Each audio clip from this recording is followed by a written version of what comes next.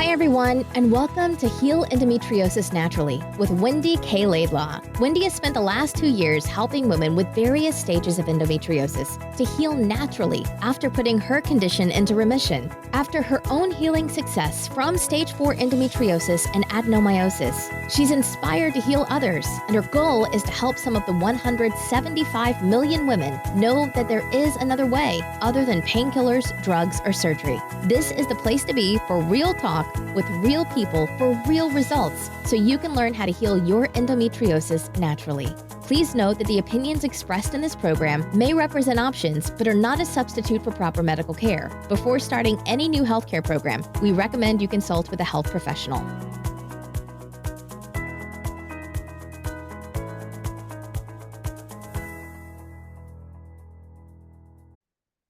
Hey everyone, it's Wendy K Laidlaw, and as always, I do hope that this video message and podcast finds you well. Now this week I'm talking about, the title is called The Wall or the Way. And the reason I'm talking about this is there's been some number of sort of different things happening in my life, professionally and personally. And it just kind of got me thinking, about what I've kind of wanted to share, because I know there's a lot of women who either follow my channel or on my podcast who may benefit from kind of what I've had an awareness on myself. So I do hope that you enjoy this today. So I had a photo memory come up on my iPhone the other day, and it kind of prompted a real kind of interest to step back almost sort of 35 years, as it brought up this kind of memory that I long since forgotten. It was a memory that I thought I'd kind of neatly filed away under the kind of shame, too uncomfortable to remember heading some decades ago. But before I explain more about what this is, if you have now noticed my vulnerable avoidance coming on here, I also want to explain why I'm sharing this. This past week has been deeply emotional, deeply uncomfortable even. And it kind of started when I was watching someone, when you watch someone you adore, someone who is just stunning in look, strong in spirit, highly intelligent, intellectual, witty, with a glorious soul. But I watched them be hijacked by a piece of pond life, aka an unpleasant human. Now, this may sound a brutal and even unpleasant description of this invader, but there really is no other word or phrase or description other than to say that this outsider managed to manipulate and squeeze their way in under the skin and erode away this person's confidence, only literally in a matter of weeks. And it was really sad to watch in slow motion. Kind of like a tapeworm that enters its host's body unawares and sits and devours the food and the energy and sucking that person dry of any light and nutrients one day at a time. It is still interesting to observe how certain elements, invariably the more toxic, entitled and self-obsessed levels of society, operate with unsuspecting, vulnerable and innocent others. And in my experience, I have worked with so many women with endometriosis for such a long time now, as you know, after putting my own endometriosis and adenomyosis into remission 8 years ago. And I've come to notice a distinct pattern of behavior in these beautiful, sensitive and caring types of women. Their personality type tends to be a woman who is open-hearted and all-giving and all-caring and all extended out to the point of being so utterly aware of others and another, yet struggles to have her own sense of self. Their personality tends to be loyal, dedicated and reliable employee, or a fully committed and resolute partner, the sort of partner who has that die on a sword for love type of mentality for the other, yet they don't get back and they don't get recognized for their own value and worth in the world. I have a hunch that this type of personality just didn't get the love that they sought from an important family member when they were young. What resides and is left within is just this encompassing channel of excruciating abandonment and painful feelings of rejection that run so deep in the subconscious that they are not visible nor conscious, except in patterns of repeated unbalanced relationship tendencies. These tendencies are shrouded in the underlying essence of not wanting to upset the other, fearful of their angry outbursts, or being a bother, or on the receiving end of severe punishing silences. So these beautiful souls, in response to this, develop conflicting patterns of behavior, like wanting to hide, yet wanting to shine. They feel the pull and the push, a push and a pull, a confusion about what their needs are if they're able to identify them at all. riddled with guilt and shame for daring to have a yearning or desire for safe, in inverted commas, unpredictable, consistent, reliable love and relationships. So this upset, this situation has really, really made me come back to myself, not switch off, but to really, practice what I preach, which is to write what I'm thinking, to notice and feel my responses, reactions, and just, pay attention to them. Now, it's been uncomfortable. And obviously, whilst the situation did not affect me directly or personally, it upset me deeply to see this beautiful person be so invisible to the apparent and blatant, obvious attempts to outsiders, their desire, this other person, to undermine them, their successful career, and their easy, natural abilities. This external person literally set out to destroy this other person. This pond life became a parasite on their soul. It was akin to putting a couple of drops of poison into this person's water source, much like in the parable about the poisoned well. There was once a wise queen who ruled over a vast kingdom. She was revered for her might, loved for her wisdom, and caring for all. In the heart of the main city, there was a deep water source called the Whispering Springs Well. The well, emancipated from the depths of an intricate water cave network, and served as a daily wellspring for the refreshment and nourishment for the queen and all her realm.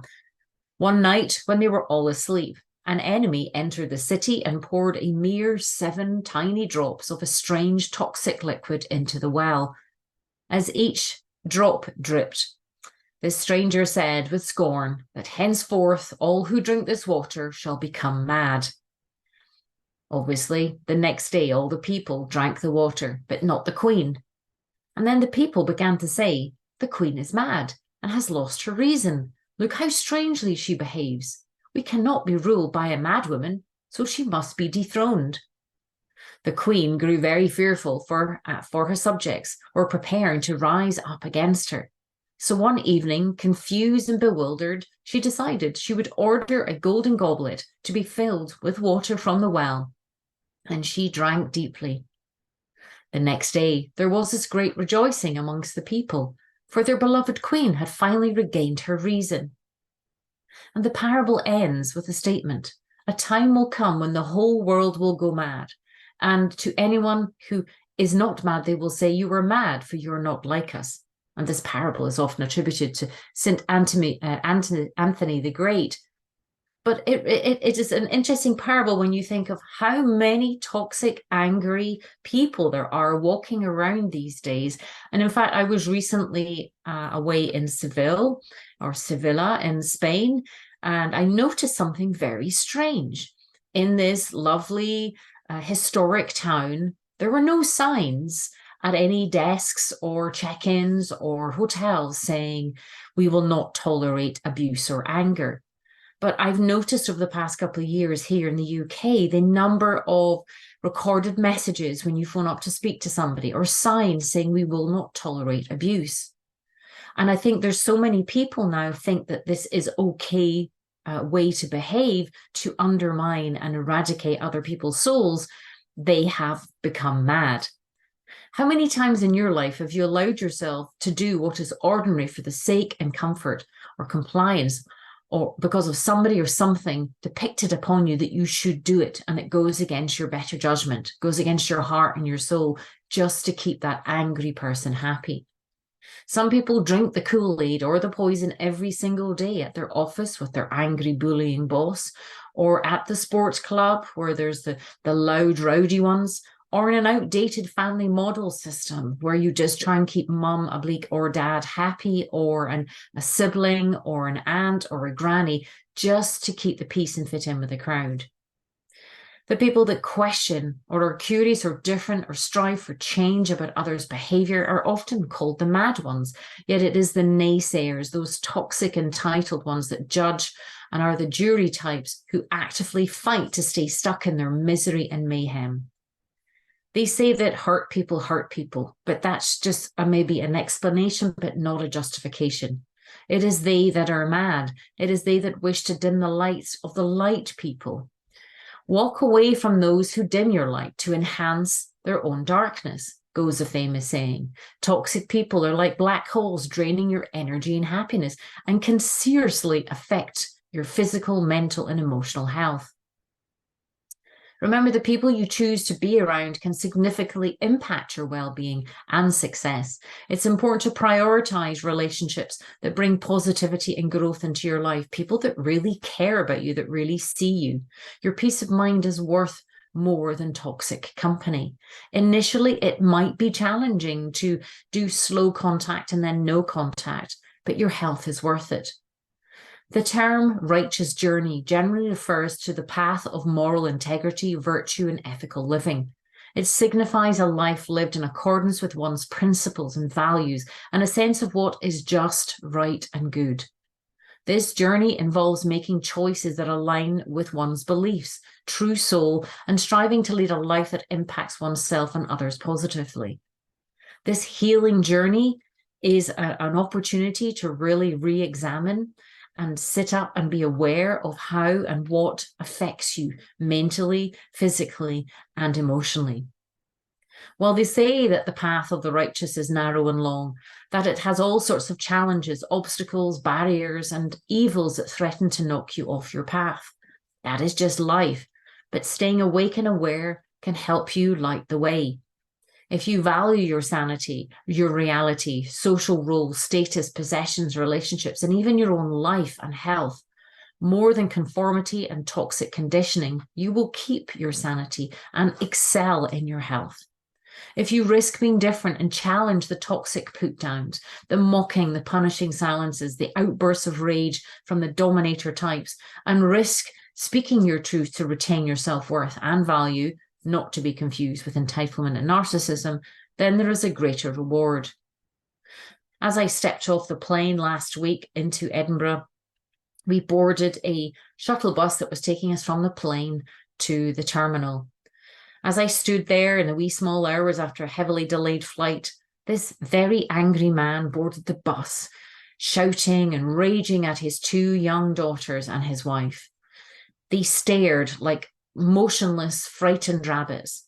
They were terrified of his next acidic attack on them and shaming them in front of everybody. I became aware of this energy pretty early on because this man made himself well known. I thought it was ironic. Here I'd come from Sevilla, who, there was no obvious apparent aggression to me in the same way that I've witnessed here in my hometown. And within seconds of landing or minutes of landing on the runway, here we were with prime evidence, an example of the toxicity that one person can create. As other people were boarding the bus, I noticed that the ground staff were hoarding more and more and more people into the bus, and we became like sardines in a tin.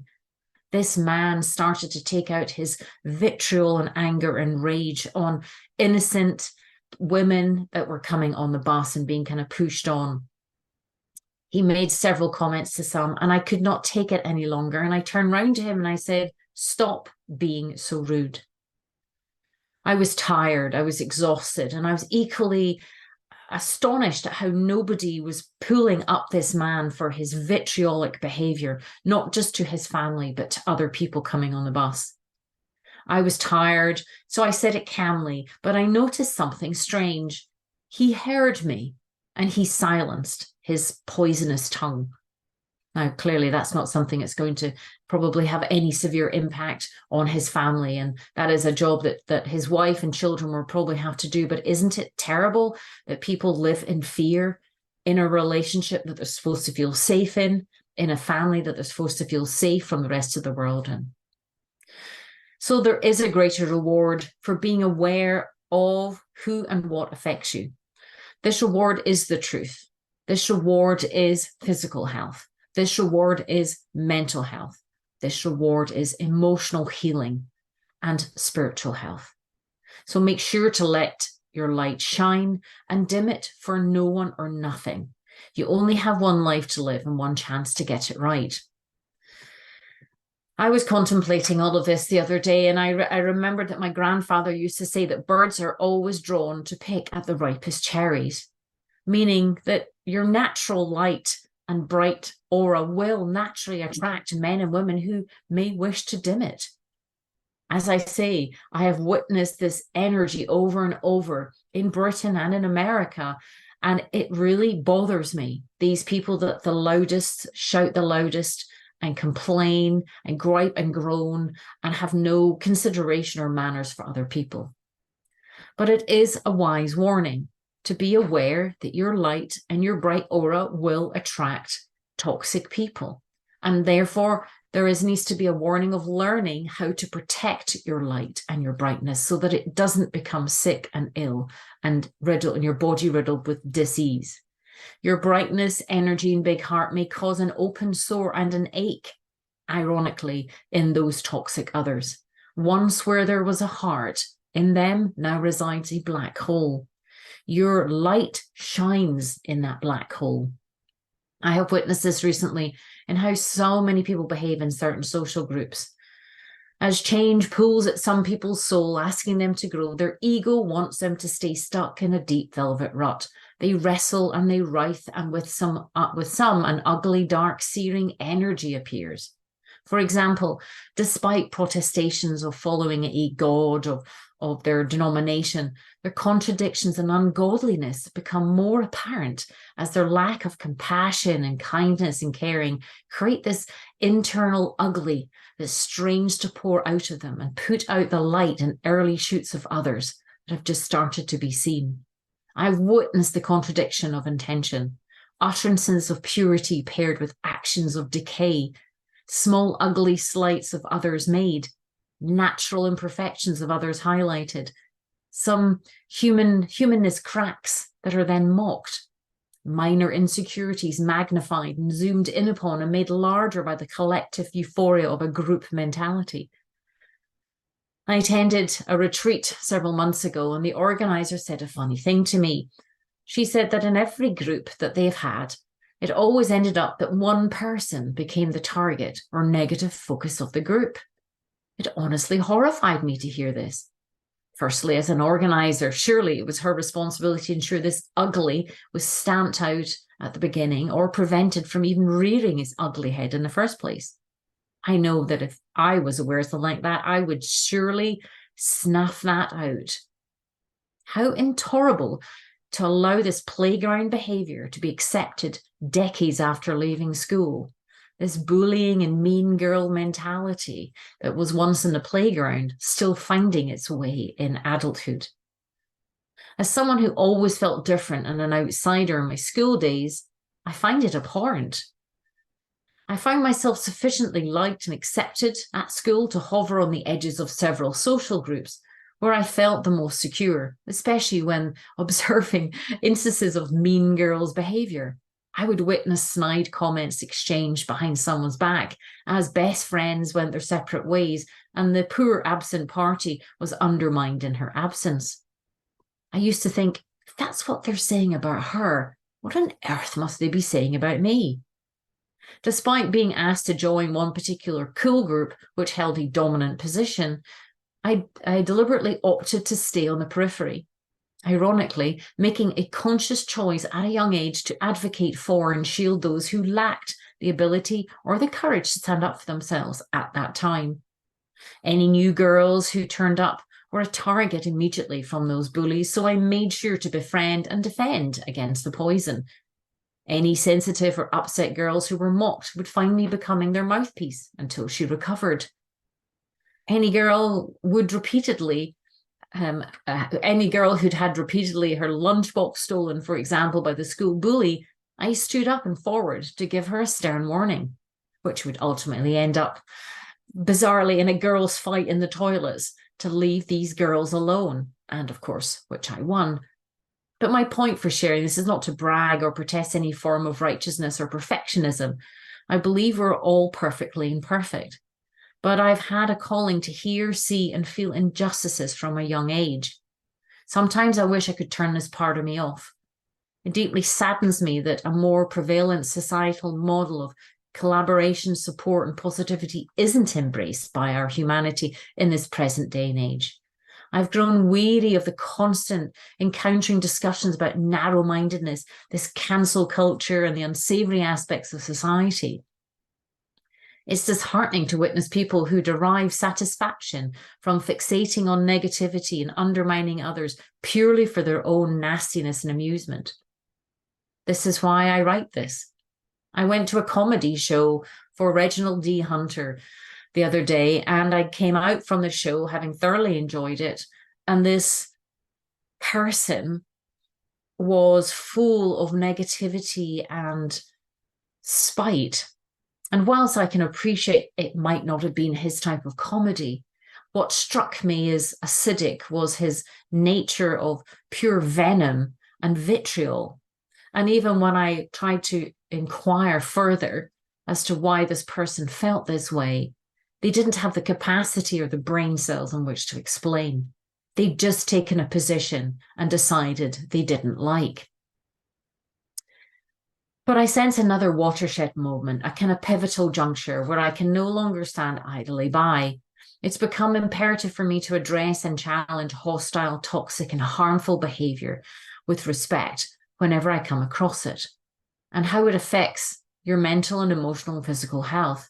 Like I say, this person who didn't like the comedy show, this person who got on the bus and was being abusive to others. I've hit a wall. This is a wall that is different from a wall that used to be my focus of attention in my 20s. This wall is a wall of suffering toxic people no more. But in my 20s, this wall was different. It was a wall of potential escape. This vast wall measuring 8 feet in height, constructed from stone and lime, would become a focus for me. I would drive past this wall every day. I would drive past this wall day in, day out. And when I looked at this wall, I had these daydreams. I had these sad imaginings of what it would be like to see that wall in a rubble. Sadly, at that time in my life, with a perception of no way beyond what I was trapped in, the toxicity, I would visualize what it might be like if I crashed my car at high speed into that wall. It saddens me now to look back at that time, that memory coming up in my phone, that image taking me back there. At that particular youthful time in my life, I was filled with such confusion. People would say, I love you, but then act in an unlovable way. People would profess God to me, but act in an ungodly way. People would say, turn the other cheek, yet they would keep slapping your cheek. Conflicting emotions were building at that time and being pulled in 100 different directions. At that point, I was married. And according to society's rules, I was supposed to be, in inverted commas, happy. Because when you get married, you're supposed to live happily ever after. But I wasn't. I was supposed to be this perfect wife. Because according to Hollywood and Disneyland, I'm supposed to be this perfect wife. But I wasn't. I was a full-time working woman trying to break through one of the many glass ceilings as hard and as fast as I could in a highly male-dominated workplace. And then in that dominated workplace, there was all this abuse going on, of which I was trying to navigate, dodge, and dance around. I was supposed to have had a baby within 12 months of marriage, but I hadn't. All I knew was that society, the culture, and my extended family were dictating over and over and reiterating over and over to me these endless messages, and with a shower of shoulds. Wendy, you should be doing this. Wendy, you should be doing that. Wendy, you should have done this by now. I had been a worker bee from my earliest memory and thought that if I could achieve enough, do enough, earn enough, and work hard enough, then somehow I would be enough. Enough for what? I'm not sure. Enough that my parents would finally approve of me, that my husband would be proud of me, enough that I would be okay with me, I guess. I do recall one time standing in the middle of my sitting room, and I turned to look at this thin shard of white light streaming in from behind the red velvet curtains. Something about that light drew my attention. I stopped and stared. There was something magical about the various tones and colours that threaded their way and danced in between the dust particles floating in the air. It led me to a piercing moment of realization, like a sharp shard cutting through my thoughts. It led me to realization about all the external nonsense, the noise and the static. I realized that my unhappiness at that time stemmed from seeking validation, confirmation, and affirmation of my identity from outdated external sources. For years, I battled against this sensation, grappling with the shallowness of social media, news, and the superficial messages of our hollow society and the many toxic people in it who were drinking the poison. I came to understand that this ceaseless quest for something to satisfy and validate me wasn't to be found out there or externally. In that moment, I learned something pivotal. That was that happiness was not out there. That happiness did not exist in another person or another place or another thing. That happiness was actually an inside job. In fact, I learned many things in that slither of light. A way, a new way, what I call Wendy's way.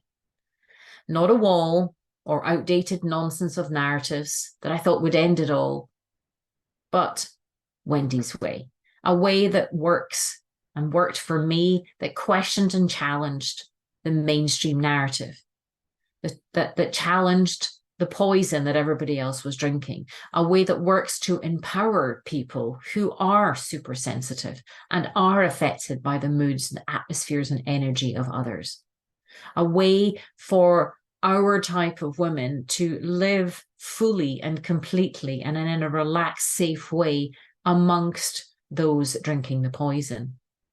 It's a way to give answers, guidance, and a specific roadmap on how to step sideways away to protect and preserve the heart, the soul, and the spirit from people who see negativity everywhere. Which is what I'm going to be sharing at my emotional healing retreat for a small and selective group of women in October. This is why I created it. It's been a dream of mine for at least 10 years to create an environment over several days where we can do role playing and we can share what it is that works and how to protect the ultra sensitives. I realized that all the answers and everything that I was looking for laid within me. And when I did that, I got immediate relief. I sighed a big sigh and felt that truth of that statement. I realized that this was the beginning of a new journey, a new way of looking inwards, which may be challenging and was very challenging at times. But with all the pressure noise out there, and this is why I write today, all that pressure noise out there drowns out that inner voice, that inner guidance. And sometimes you need a safe place and safe person in which to help guide you back inward where all the answers lie. Throughout the last 2 decades, I've acquired and honed incredible insights, strategies, and protocols that weren't readily available on the online space or in books in my time.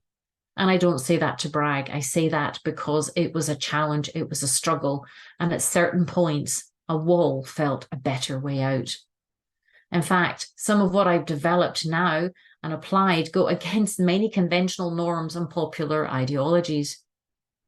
This made me feel like everyone else was drinking from the poisoned well, but yet I was made to feel the mad one. I was endlessly curious. I questioned and challenged traditional, outdated mental and emotional health models over and over and over with many professionals. Yet time and time again, teaching, adapting, and adjusting for a more modern approach, I have witnessed results that have astonished me and many a client with great joy. The emotional healing results have been phenomenal. Certain notable doctors within mainstream psychotherapy models, for example, asserted that what I was doing was not achievable, that my intention would not work. Some other doctors mocked me and said I was mad to think and be curious in the way that I was, especially in helping others, especially when I managed to find what I was looking for.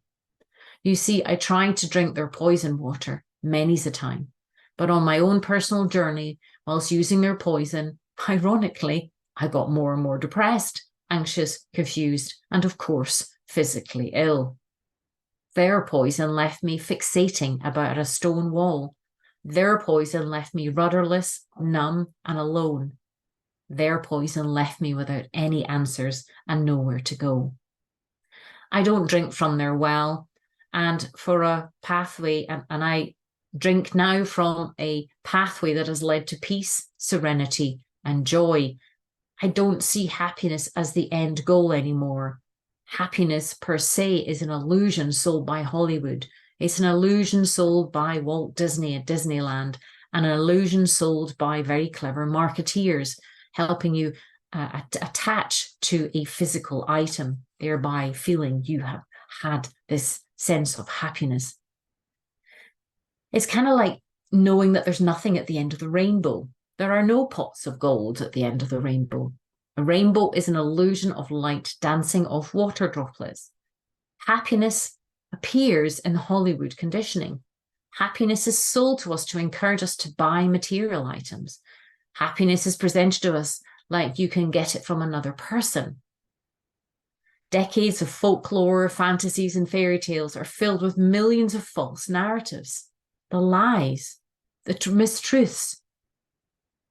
Look at how we've been conditioned to celebrate humans who pretend to be other humans.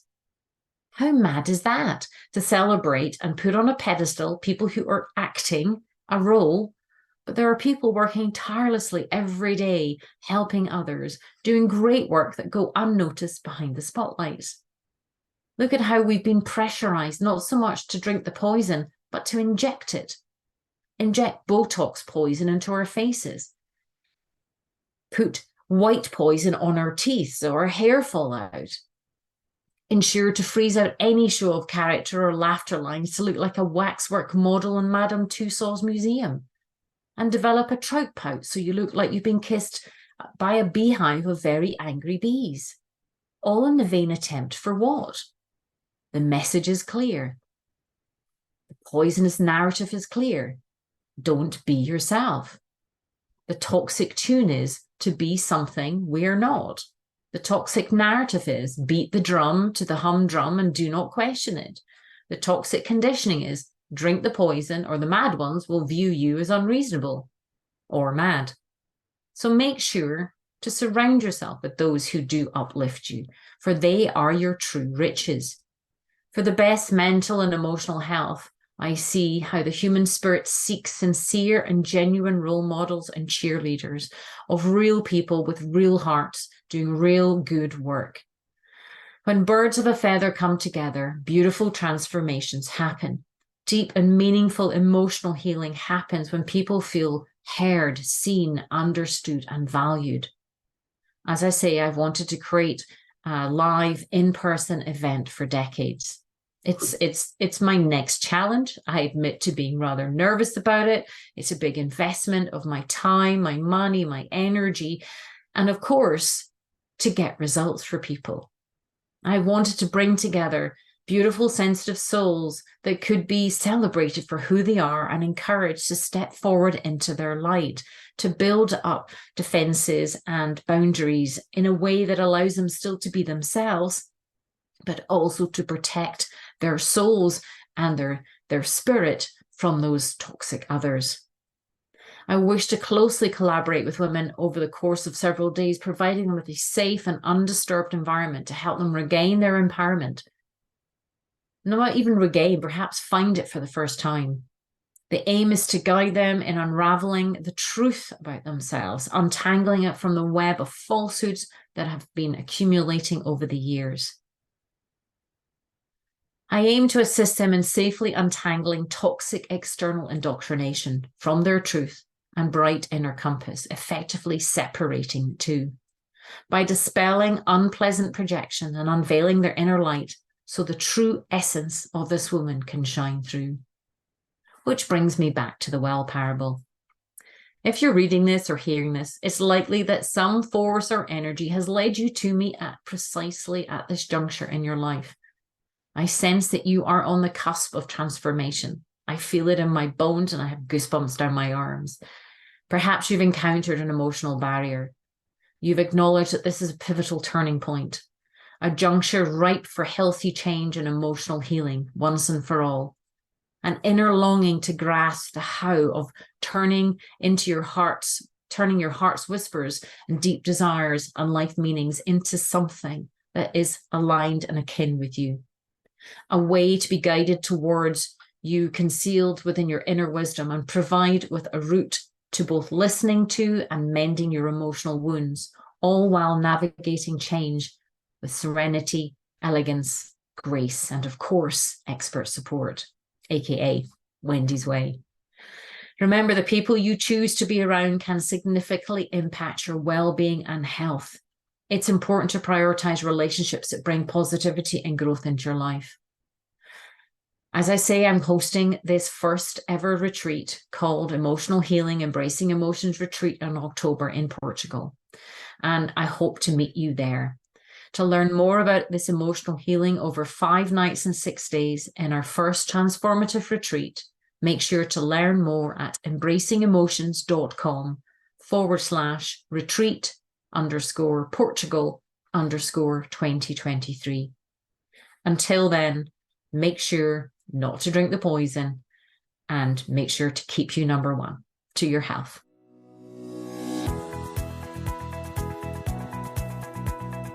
Thanks for listening to Heal Endometriosis Naturally with Wendy K Laidlaw. And I hope you enjoyed the show. Don't forget to subscribe, like, and rate us. If you're interested in learning more, you can download your top 5 jumpstart tips at healendometriosisnaturally.com and jump on the VIP email list. Remember to keep you number one. The world needs a healthy you.